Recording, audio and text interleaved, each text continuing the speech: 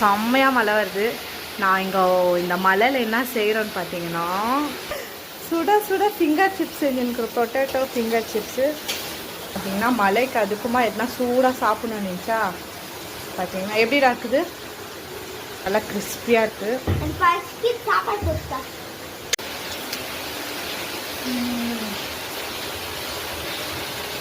செம்ம மழை.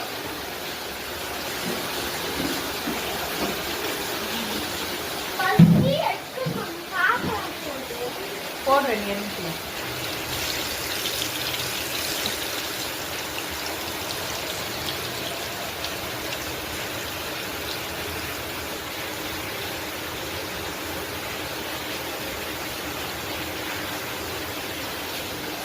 எப்படி இருக்குது.